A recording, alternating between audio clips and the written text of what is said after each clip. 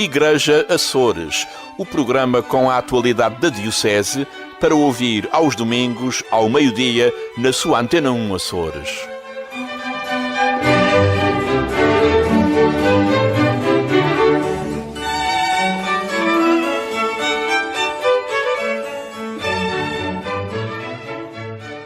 Boa tarde, bem-vindo a este Igreja Açores de 22 de outubro. Nesta edição abordaremos as terceiras jornadas diocesanas da comunicação social, que vão ter lugar na próxima sexta-feira nas Lajes do Pico. Antes disso, a atualidade da Diocese açoriana.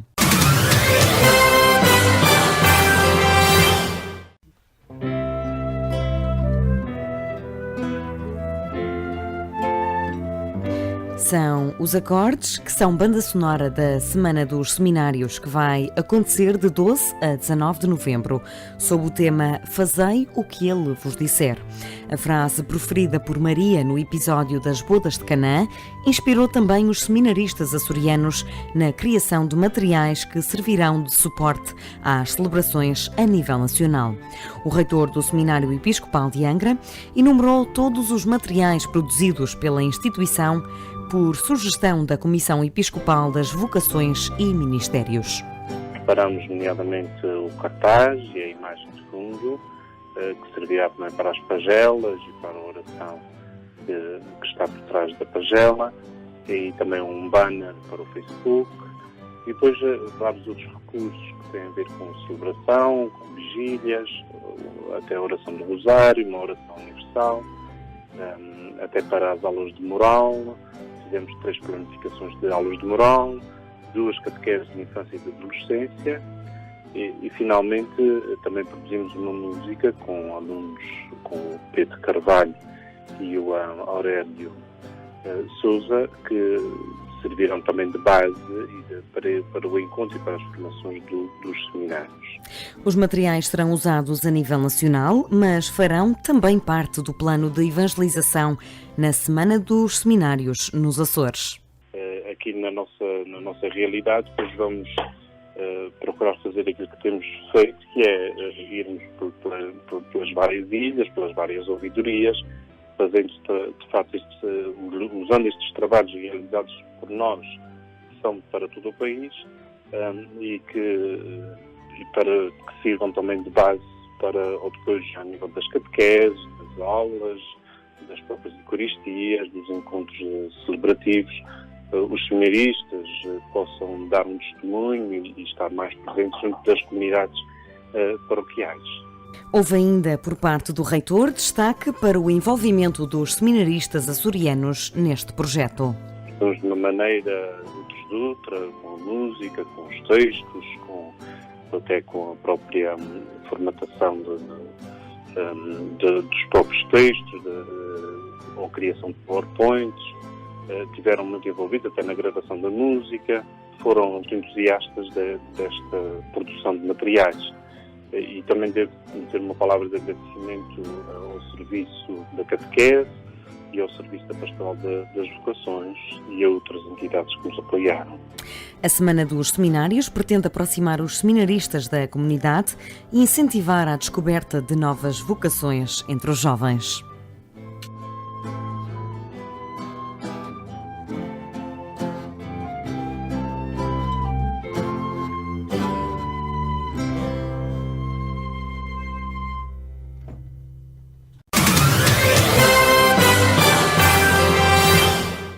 Depois de um ano, o Movimento de Cursilhos de Cristandade volta a organizar um cursilho na Ilha Terceira.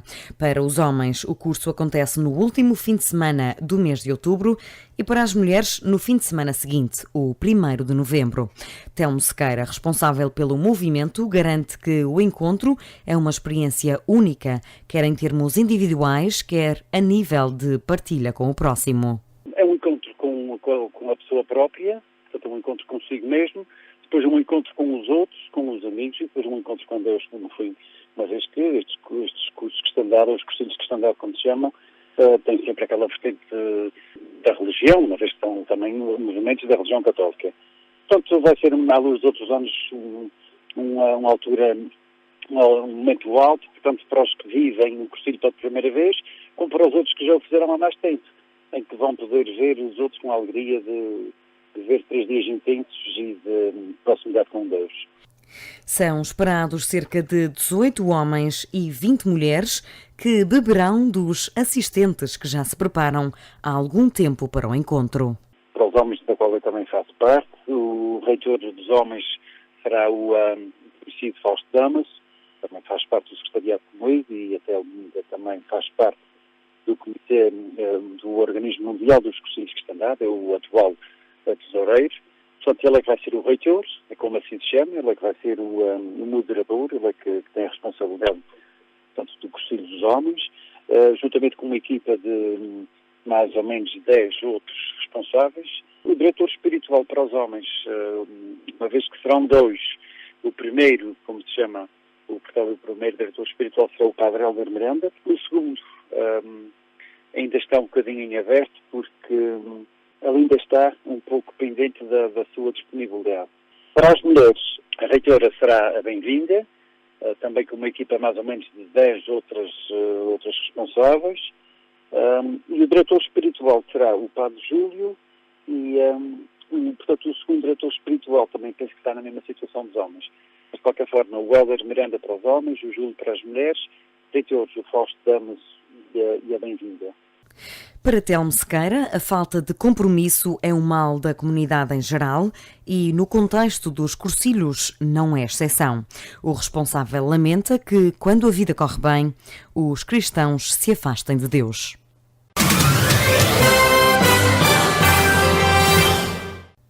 A sede de Angra recebeu os grupos corais da Ilha Terceira num encontro formativo organizado pelo Serviço Diocesano para a Liturgia e pela Comissão Diocesana de Música Sacra com duração de 3 dias. O diretor do Serviço Diocesano da Liturgia, Padre Marco Luciano Carvalho, elogiou o envolvimento e participação dos coros em mais um encontro formativo, desta feita na Ilha Terceira.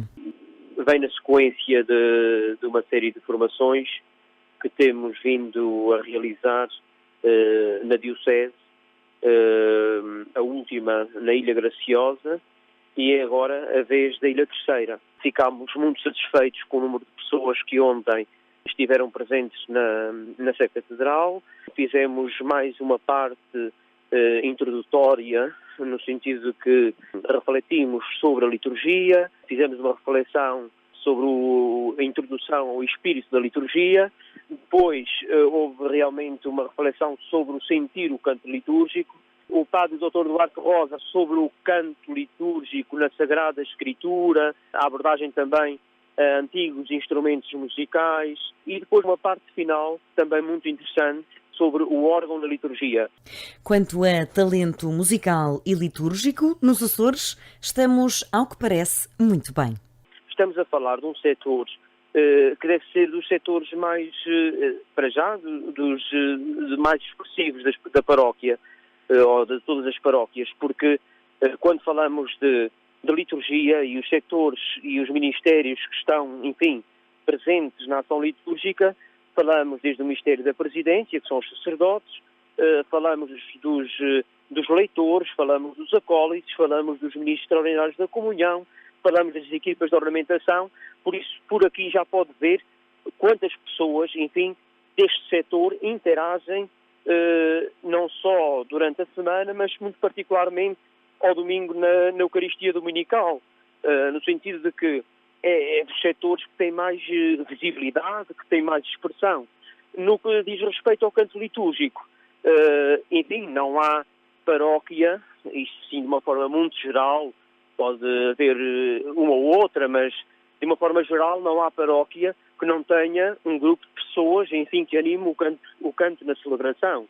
Os orientadores desta formação foram os padres Marco Luciano Carvalho, padre Duarte Rosa e o ainda diácono Nelson Pereira, organista da Sé e membro da equipa de música sacra. O encontro decorreu de quinta a sábado e encerrou com 2 cânticos marianos com interpretações conjuntas pelos participantes.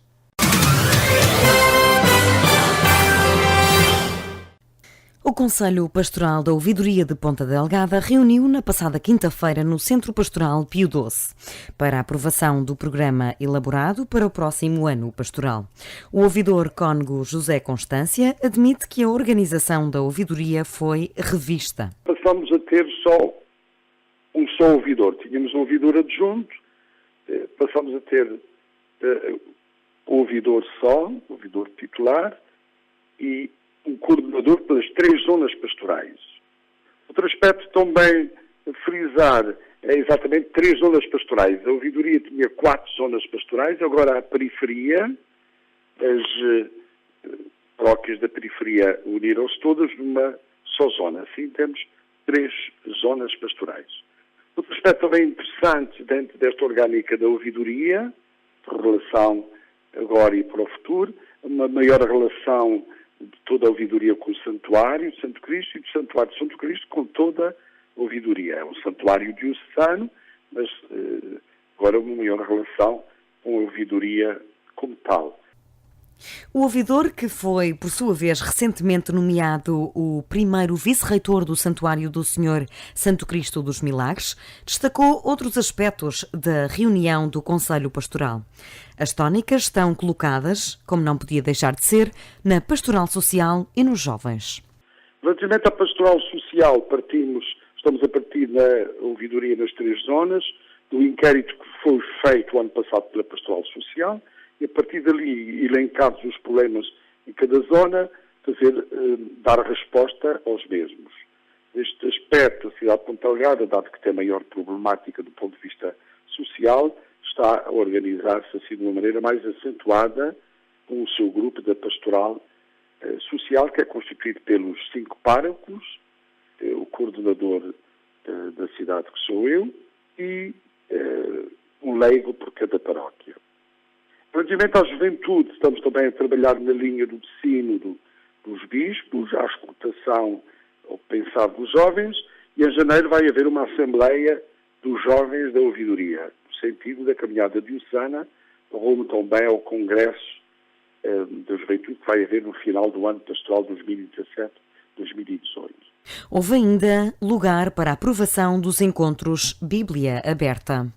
Será realizado no santuário, semanalmente, e que é assim uma iniciação bíblica aberta a todos os membros de todas as 18 comunidades da ouvidoria.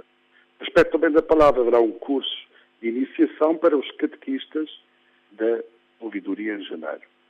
Relativamente à liturgia, o ouvidor destacou a acentuação do trabalho com os ministros extraordinários da comunhão.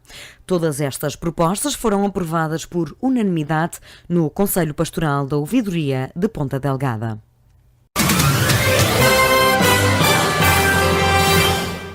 A Ordem do Santo Sepulcro de Jerusalém investiu novos cavaleiros e damas nos Açores, numa cerimónia a 7 de outubro em Ponta Delgada. O bispo Dom João Lavrador foi investido cavaleiro grande oficial. Aurélio da Fonseca, responsável pela delegação da Ordem Internacional nos Açores, sediada na Ilha Terceira, explica os compromissos assumidos a quando da ordenação. Ter a noção de que ao juntar-se à Ordem, ou passar a fazer parte da Ordem, passa a ter 2 compromissos fundamentais, que um é dar este testemunho de vida cristã e o outro é preocupar-se com ajudar os nossos irmãos da Terra Santa, que muito precisam nestes tempos difíceis, principalmente a seguir à segunda intifada, em que houve bloqueio das atividades económicas, como perda de trabalho, destruição de habitação, que leva a que os cristãos da Terra Santa passem por muitas dificuldades. Para integrar a Ordem, exige-se uma vida cristã sem mácula e a vivência constante no Evangelho. Em termos práticos, Aurélio da Fonseca refere a que se destinam as verbas arrecadadas pela Ordem. 96% do dinheiro que o Patriarcado necessita é fornecido pela Ordem de Cavalaria de Santo Sepulcro de Jerusalém. Nós temos, portanto, a certeza de que a aposta não está em dar subsídios, porque criam um subsídio à dependência e podem ser equiparados a uma esmola. A resposta está em apostar na dignidade. E apostar na dignidade é zelar pela educação, pela saúde, pela habitação, pelo emprego, e isso traduz-se no apoio a 41 escolas patriarcais, a nível elementar, médio, liceu e profissionais.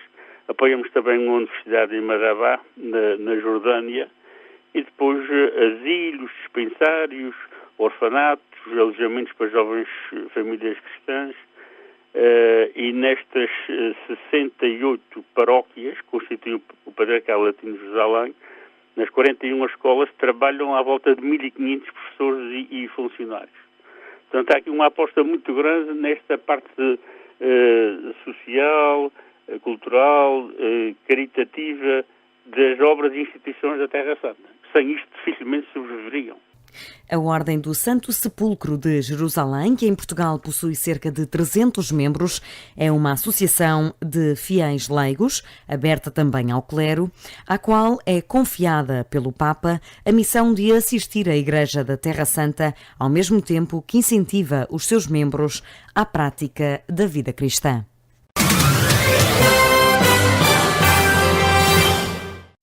É nosso convidado desta edição do Igreja Açores, o padre Ricardo Henriques, cônego Ricardo Henriques, diretor diocesano do Serviço da Pastoral das Comunicações e recentemente nomeado ouvidor de Angra do Heroísmo, funções que, aliás, começa a exercer dentro de alguns dias. Antes de mais, boa tarde, obrigada pelo convite de vir aos nossos microfones. Boa tarde, Tatiana. Temos mais um desafio e mais responsabilidades. Sim, pois esta nomeação para o ouvidor de Angra apareceu na sequência de uma votação feita entre os colegas da ouvidoria e é um cargo que eu aceitei. De qualquer modo, deve dizer-se que esta organização pastoral na Terceira estava desde há alguns anos a esta parte apenas estava reduzida praticamente a uma ouvidoria. Que era a ouvidoria da Terceira, não é? Exatamente, chamava-se a ouvidoria da Terceira, porque a ouvidoria da Praia, digamos que foi suspensa e ao ser suspensa, portanto, a Terceira, as 34 paróquias da Terceira ficaram a funcionar sob a orientação do ouvidor da ilha. Entretanto, agora apareceu uma proposta no sentido de se retomar a atividade da ouvidoria da Praia. Enquanto funcionou como ouvidoria da Terceira, havia 5 zonas pastorais na ilha, que eram praticamente independentes. A zona pastoral da Angra Centro, Angra Cidade, a zona do Oeste, a zona pastoral do Leste e a zona pastoral do Ramo Grande, que incluía a Praia da Vitória praticamente até aos Pescoços. Agora, a ouvidoria de Angra corresponde ao Concelho de Angra e a ouvidoria da Praia corresponde ao Concelho da Praia. Essa ficará com 2 zonas pastorais, a da Praia da Vitória e a do Ramo Grande propriamente dito. A zona de Angra ficará com 4 zonas pastorais. Portanto, na prática, aumenta uma zona pastoral e assim a divisão fica mais bem feita, penso eu. Foi esse o motivo pela necessidade de reativar a ouvidoria da Praia da Vitória? Eu penso que sim, porque dado que a Terceira também é a segunda ilha em dimensão, é a segunda ilha em população, com estas à volta de 55 mil pessoas que tem a Ilha Terceira, é claro, as 19 paróquias da ouvidoria de Angra, evidentemente que são suficientes para constituir uma unidade pastoral. É claro que na prática e no terreno, o que conta muito é o trabalho que se faz e que se organiza em cada zona pastoral, de modo que o ouvidor é como que um coordenador de coordenadores, porque na prática cada zona pastoral tem o seu coordenador e, portanto, os colegas padres que estão no terreno em cada uma das zonas pastorais é que têm a grande responsabilidade de implementar todas as atividades pastorais que julguem necessárias para o meio em que estão inseridos. E, portanto, aqui trata-se sobretudo da ouvidoria, fazer uma articulação entre, por um lado, as zonas pastorais e, por outro lado, também a vigararia do centro e a vigararia para a formação, que foram agora também criadas pelo Dom João, de tal maneira que, pelo menos na minha cabeça, tenho bem consciente que não vale a pena estar a multiplicar atividades que digam respeito, sobretudo se disserem respeito a outras entidades, nomeadamente a estas vigararias. Portanto, tratar-se-á, a meu ver, de fazer uma articulação entre as formações que vão ser propostas e levadas a cabo pela vigararia da formação, por um lado, e as zonas pastorais no terreno, por outro, precisamente para levar por diante esta missão da Igreja, que é evangelizar e é estar presente no mundo, no nosso tempo. Portanto, Padre Ricardo Henriques, menos horas de sono ainda.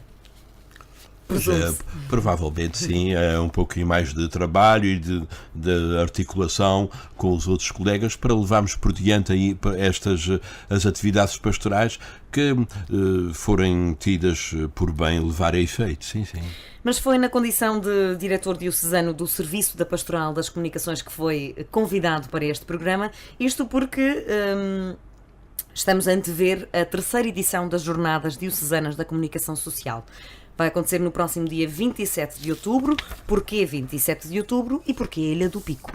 Pois, olha, a data pensou-se que seria que seria uma altura boa para poder reunir vários intervenientes da comunicação social, não só dos Açores, mas também pessoas convidadas que pudessem vir de outros sítios a dar o seu contributo. Naturalmente que fazer estas jornadas numa ilha que habitualmente não é considerada um dos 3 polos, não é, dos Açores, na divisão tradicional que sempre fez, Ponta Delgada, Angra e Horta, este ano foi no Pico, devido ao facto de estarmos a celebrar os 100 anos, o primeiro centenário do jornal O Dever. O jornal O Dever é um jornal das Lajes do Pico, que foi fundado há 100 anos pelo Padre Xavier Madruga, digamos que foi seu proprietário durante alguns anos e depois mais tarde o cedeu à Paróquia das Lajes, que é a atual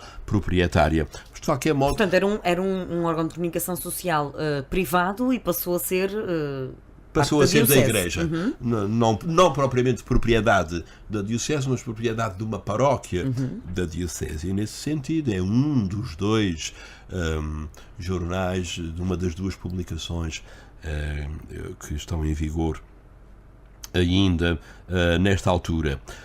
E, portanto, em razão desse centenário, uma vez que há 2 anos atrás, também em razão do centenário da crença, foram feitas as primeiras jornadas de comunicação social em São Miguel, que versaram sobre o tema os média e a evangelização, também em novembro de 2015, por ocasião dos 100 anos da crença. Então achou-se por bem, também por uma questão de justiça e de equidade, que pelos 100 anos do Dever também fossem feitas estas jornadas no Pico. Espera-se, portanto, que o triângulo todo aflua a este encontro. Bem, seria o ideal. Bem, sabemos que às vezes não é fácil, mesmo em termos de transportes e tudo, mas ali, naturalmente, da vizinha Ilha do Faial, sim, espera-se que, e da própria Ilha do Pico, espera-se que haja uma afluência de pessoas que possam participar nestas jornadas, porque realmente a sua temática também é interessante, não é? E que balanço é que se faz das edições anteriores? Certamente positivo para se dar continuidade a estas jornadas da comunicação social. As jornadas da comunicação social aqui nos Açores não têm acontecido como fenómeno de massas. Quer dizer, são grupos de pessoas, um grupo reduzido de pessoas jornalistas ligadas à comunicação social, às editoras, que têm estado presente e, portanto, estas jornadas são sobretudo uma ocasião de reflexão, de perspectivação para o futuro, não são fenómenos de massas. Evidentemente, é claro que vale a pena, porque quando as pessoas se detêm sobre os problemas, faz-se sempre luz, faz-se sempre mais luz sobre eles e é possível, pelo menos abre-se caminho para poder dar outros passos em frente. Da modo que não há dúvida nenhuma que as jornadas feitas nos últimos 2 anos foram mesmo muito positivas e, portanto, granjearam a atenção e a simpatia de todos os seus intervenientes. Pelo menos é esse o eco que ficou dessas mesmas jornadas, não haja dúvida.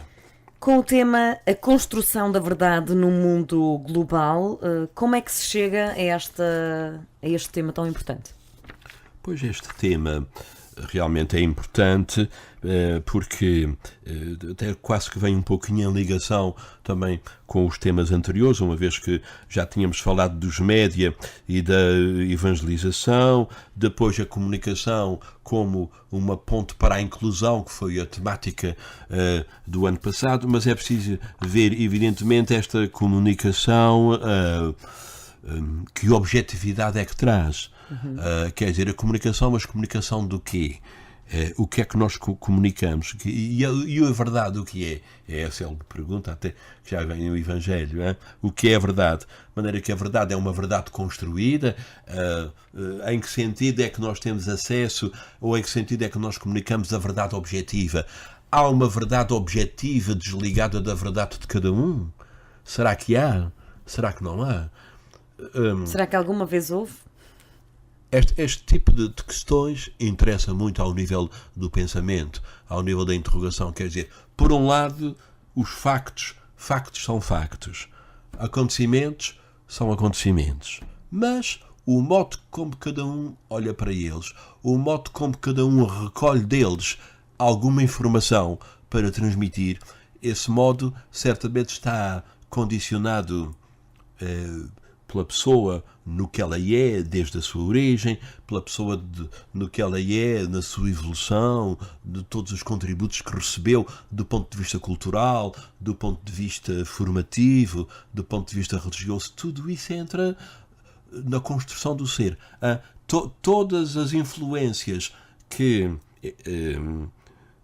são decisivas na formação da personalidade de uma pessoa, nós temos que ver que essas influências também entram no modo como a pessoa lê a realidade e como a pessoa objetiva, digamos, a verdade acerca de um facto, não é? Que não é uma verdade pura, não é uma verdade desligada das pessoas, mas é uma verdade que é a leitura que a pessoa, na complexidade do seu ser, faz desse acontecimento e do que ela apreende desse acontecimento. E, portanto, hoje em dia joga-se muito precisamente com este conceito de pós-verdade, que é, ao contrário de uma visão escolástica, em que a verdade era a adequação entre o pensamento e a realidade, etc. Hoje vai-se muito para a perspectiva da verdade no sentido daquilo que cada um é capaz de apreender dos factos e dos acontecimentos. E, portanto, é mais a leitura pessoal dos factos e dos acontecimentos do que propriamente o acontecimento em si. E por isso é que faz algum sentido dizer que também não existe uma imparcialidade absoluta, uma imparcialidade nua e crua. Nós bem sabemos que isso não existe. Por mais isenção ou por mais imparcialidade que cada um queira imprimir, e evidentemente que sim, que os códigos deontológicos a isso levam, não é? Sobretudo no jornalismo.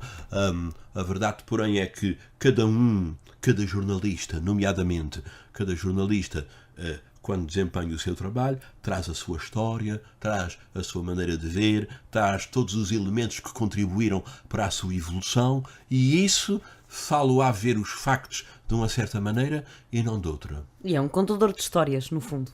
Também, evidentemente. Sim. O que é que temos então previsto para este dia 27 de outubro nas Lajes do Pico? Pois, a estrutura que tem sido dada às nossas jornadas de comunicação social, sobretudo são 2 conferências e 2 mesas redondas. Nós vamos ter a primeira conferência sobre as metalinguagens do discurso dos média no mundo da pós-verdade, um trabalho que vai ser apresentado pelo Dr. Laulanda Gonçalves, da Universidade dos Açores. Depois haverá 2 mesas redondas nas quais entrarão muitos jornalistas aqui da região e não só, mas que darão o seu contributo. A primeira mesa redonda versará a verdade e a sua construção, tensões e contradições na leitura dos factos. Intervirão o Dr. Otávio Carmo, que é chefe de redação da Agência Eclésia, o Ricardo Freitas, da Agência Luz, a Milton Dias, da Antena 1 Açores, e o David Borges, do jornal Ilha Maior. E esta primeira mesa redonda será moderada pelo padre João António Betancourt das Neves, que é diretor do jornal O Dever. A segunda mesa redonda versará a verdade dos média, a responsabilidade de espectadores comprometidos, quer dizer que enquanto que o jornalista, de alguma maneira, é construtor da verdade, no sentido de que reúne os elementos da verdade que ele acha importantes para transmitir aos outros, por outro lado, também é um espectador e, portanto, também está comprometido, digamos assim, com a verdade dos média. O padre António Cassiano, da Crença, o padre Nuno Rosado Fernandes, que é diretor de comunicação do Patriarcado de Lisboa, o padre António Cassiano da Crença de Vila Franca, em São Miguel. Pelo menos esses dois, penso que haverá mais um, mas agora não tenho bem presente quem será. Entrarão nessa mesa redonda, que será moderada por Manuel Tomás, do Pico. Depois, a última conferência, a conferência de encerramento, será proferida pelo padre Dr. Júlio Rocha, sob o tema Comunicar Esperança no Mundo da Pós-Verdade Globalizado. Que é, de facto, de resto, o pedido do Papa Francisco. Mais boas notícias, não é? Exatamente. Boas notícias. Notícias que entrem numa dinâmica construtiva para a sociedade e para o ser humano, sem dúvida nenhuma. E como é que a direção do Jornal do Dever recebeu este papel de anfitrião, digamos assim? Eu penso que sempre foi vontade da administração e da direção do Jornal do Dever que as jornadas acontecessem nas Lais do Pico, mesmo até do próprio ouvidor da ilha, o padre Marco Martinho, precisamente para aproveitar a ocasião desta efeméride, e também é um modo de valorizar as ilhas que não são tão centrais, não é? Embora o Pico seja uma ilha do Grupo Central, mas pronto, faz parte do triângulo, mas não é uma daqueles três polos que tradicionalmente se consideram como os polos mais significativos dos Açores. Da modo que foi com todo o empenho que eu vi o padre João António a esforçar-se para que realmente tudo esteja bem organizado na próxima sexta-feira. E como é que chegaram a estes nomes para figurar estas mesas redondas? Quem é que escolhe estes nomes?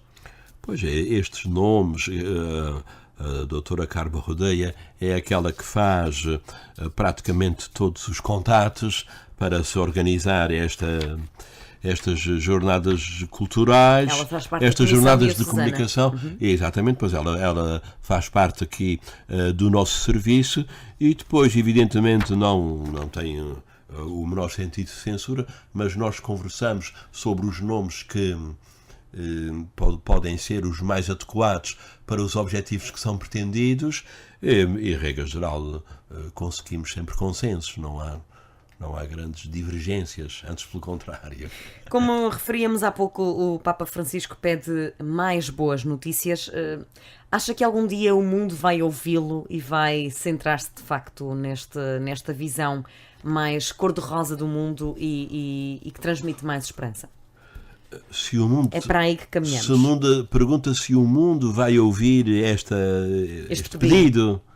Não sei, porque as pessoas movem-se em grande parte pelos seus interesses e que muitas vezes os interesses do indivíduo não são os interesses da comunidade.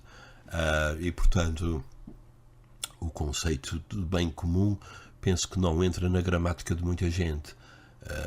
Há este centrar-se sobre o eu, que é tão característico da nossa época, e toda a mensagem do Papa vai muito para o descentramento de si próprio, para o centrar-se no outro, não é? Que é próprio, aliás, do cristianismo.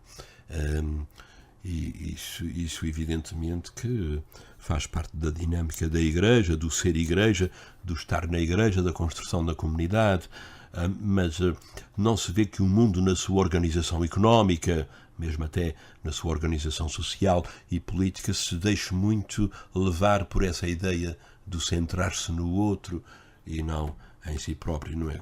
Quando nós nos deparamos com estas notícias sobre as aldrabices, as trafolhices, a corrupção, etc., tudo isso não são naturalmente boas notícias. Não são boas notícias porque mostram muito aquilo que o ser humano é capaz, no seu pior, de não considerar o seu semelhante na sua bondade, na sua dignidade e pensar só em si. Portanto, muitos dos desequilíbrios que nós vemos a todos os níveis no mundo e na sociedade decorrem precisamente desta falta de visão do ser humano, daquilo que ele é, na sua bondade e na sua capacidade de crescer para o que é bom, não é? Isso, no fundo, também está na raiz, está na base daquilo que pode ser a evangelização. De maneira que, se realmente as opções muitas vezes não são boas, não se pode esperar que haja boas notícias. A boa notícia para nós, Igreja e cristãos, é saber que nós temos vida, que Deus nos deu a vida, que esta vida está redimida e salva na pessoa de Jesus, mas é preciso que o cristão, é preciso que o ser humano também seja capaz de aceitar esta visão de existir no mundo e de caminhar no mundo em comunhão com Deus e com os seus irmãos, para saber estar precisamente ao serviço da comunidade e desse mundo de uma maneira mais positiva. Da primeira vez, e quando saiu o cartaz, e quando falei consigo pela primeira vez sobre estas jornadas, dizia que não se destinam única e exclusivamente a jornalistas e a profissionais da comunicação social.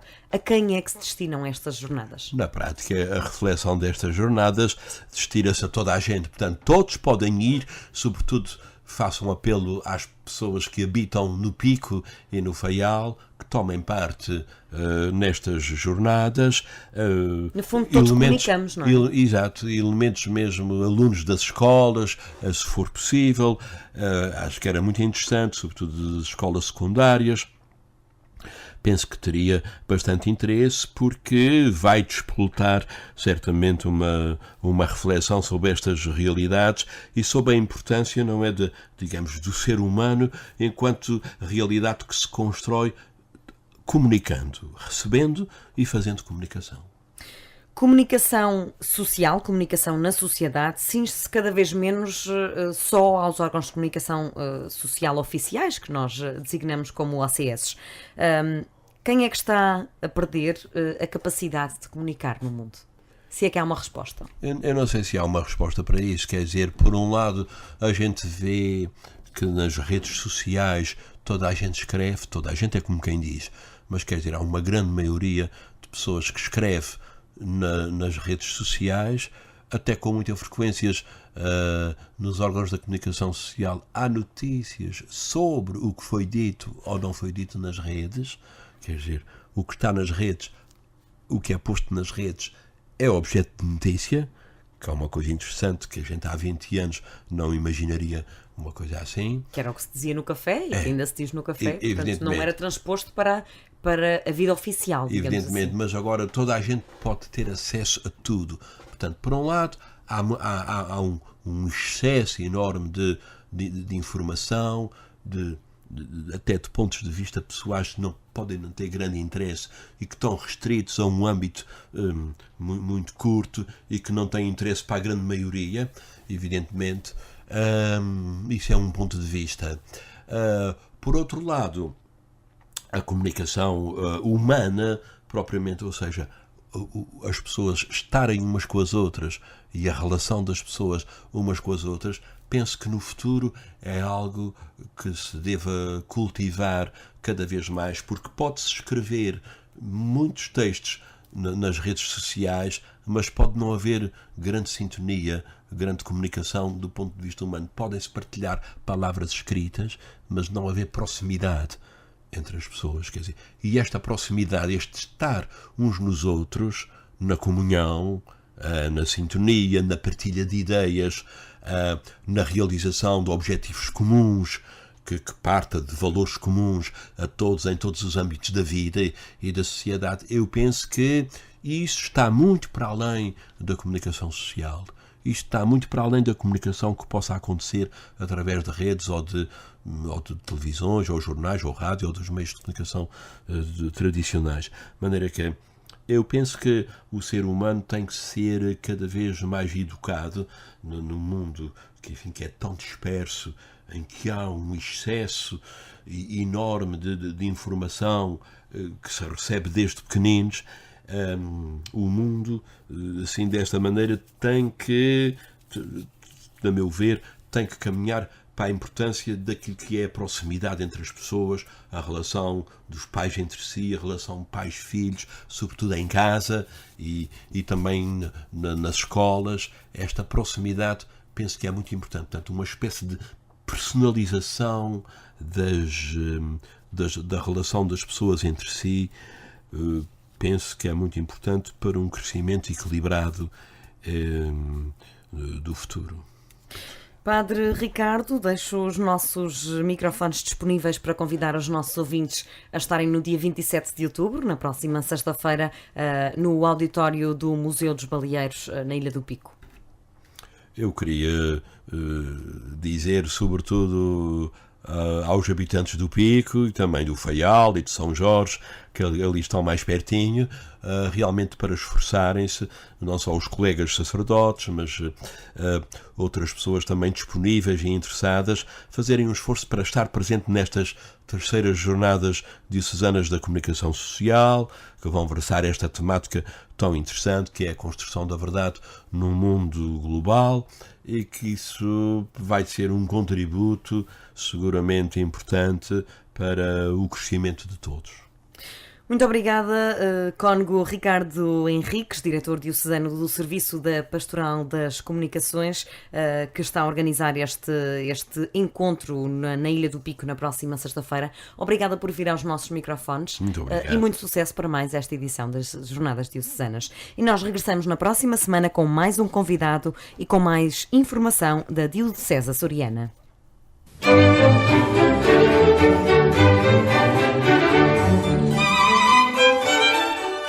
Igreja Açores, o programa com a atualidade da Diocese para ouvir aos domingos, ao meio-dia, na sua Antena 1 Açores.